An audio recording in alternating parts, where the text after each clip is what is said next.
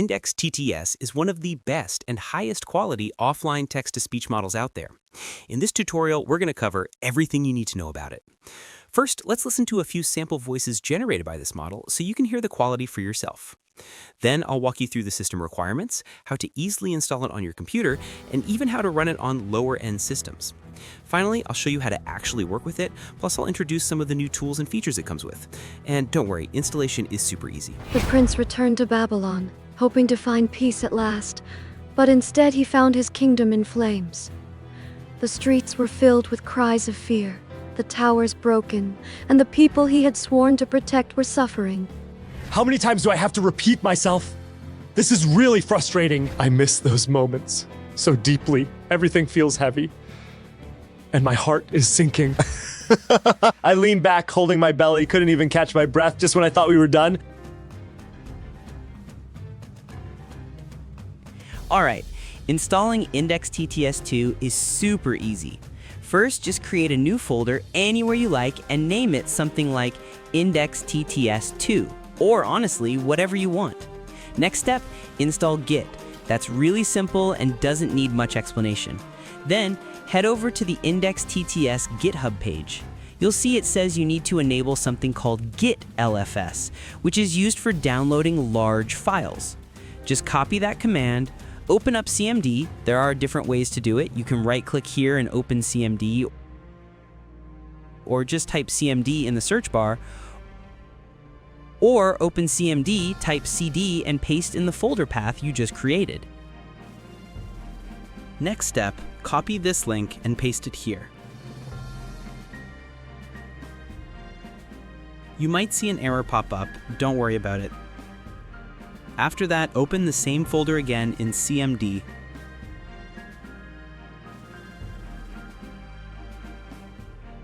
And run the next command. Just hit enter and wait while it downloads all the required libraries. Now, the next step is pretty much the last one. Here we can run UV sync all extras. If you're on Windows, you'll first need to download and install CUDA from here, which will give you faster output speed. But if you're like me and don't want to bother with installing CUDA, just copy this command instead and replace all extras with extra UI. That's it.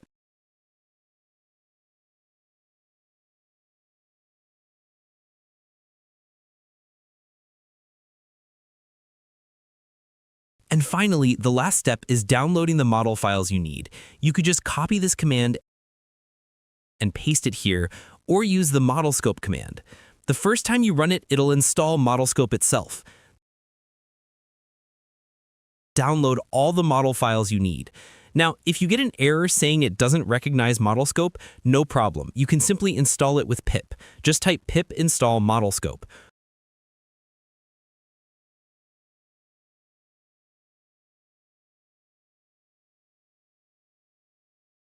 Once that's done, copy this command, run it here, and it'll start downloading all the required model files.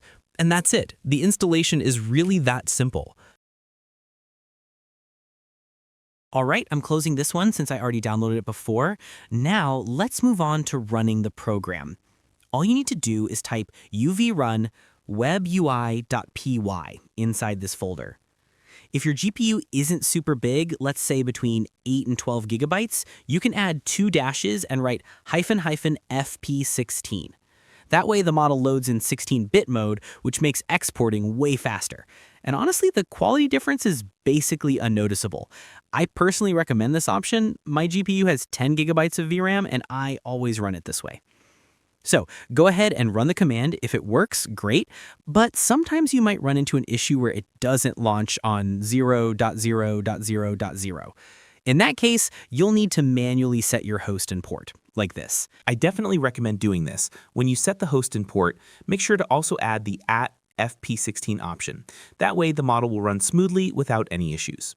Also, if you didn't want to download it with Git in the first step, or if something went wrong, no worries. You can simply download the source files directly, extract them anywhere you like, then open CMD in that project folder and continue the installation from there using the same command.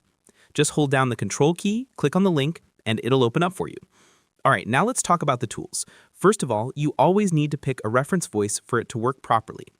During the winter of 19... Second step, you'll want to trim your reference audio down really short because longer clips use up a lot of VRAM. Around 3 seconds is perfect. During the winter of... Next, you just write your text. And don't worry if your text is super long.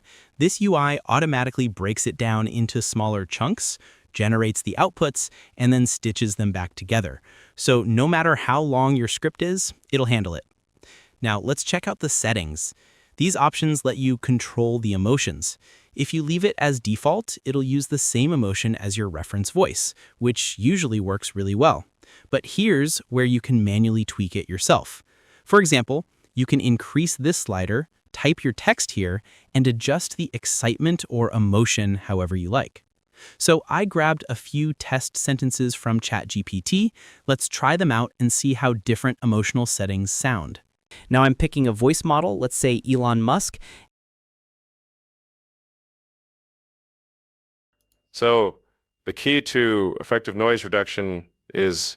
and I'll trim about 4 seconds from it. Let's hit generate and see what happens. Oh wow, the sun is shining and I just can't stop smiling. Everything feels lighter today, like the whole world is cheering with me. I met a friend on the street and we laughed so hard about the smallest things. Even the birds, they seem to be singing louder. Oh, wow, the sun is shining, and I just can't stop smiling. Everything feels lighter today, like the whole world is cheering with me. I met a friend on the street, and we laughed so hard about the smallest things. Even the birds, they seem to be singing louder. Life feels so good, my heart is just full of joy. Not bad.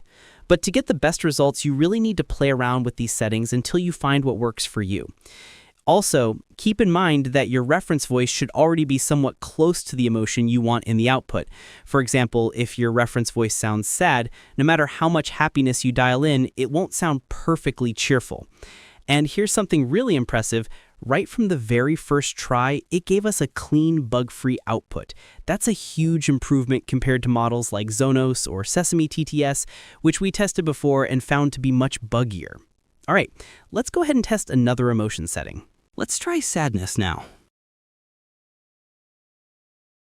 I'll increase the sadness level and hit generate.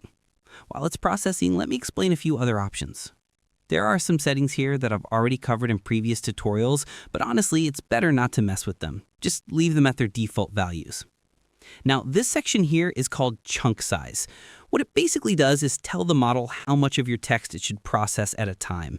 So if your GPU doesn't have a lot of VRAM, like mine, around 8 to 10 gigabytes, keep it somewhere between 80 to 100 tokens. But if you've got a more powerful GPU with higher VRAM, you can push this up to 600 tokens. The higher the number, the more consistent the emotion will sound across your generated voice, since larger chunks of text get processed at once. That said, it's not a huge difference. All right, let's see if our output actually captures that sadness in the voice. The room is quiet, and every corner reminds me of what I've lost. I sit by the window, watching the rain fall. Oh, wishing time could go back. My chest feels heavy, UFF, and the silence grows louder with every second. Even though I try to smile, the tears, they keep finding their way. I feel so alone, as if the whole world has forgotten me. So there are two things worth pointing out. The emotions and the output quality were really solid. No real bugs, except sometimes it struggles with certain sounds like "uff," but you can just remove those. Overall, compared to all the TTS models I've tested so far, this one has the best quality. If we don't stop her, who will? Next, let's test a female voice and see how it goes. Off! I've explained this again and again. Oh, but no one seems to listen. My patience is gone, and the heat in my chest keeps rising. Every careless mistake feels like a slap in the face off. I clench my fists, trying so hard to stay calm. Pretty good. Based on the reference voice I gave it, the output was convincing, and you could clearly hear the anger coming through. All right, let's wrap this up. IndexTTS really stands out compared to other offline TTS models like Zonos, Kokoro, Chatterbox, or Sesame TTS. Its audio quality is higher, and one of the biggest advantages is that it produces way fewer glitches and unwanted noises than its competitors. On top of that, it's faster, and the UI is super handy since it automatically splits long texts into chunks and processes them seamlessly. The generated voice also comes out sounding a lot like your reference voice, which is impressive.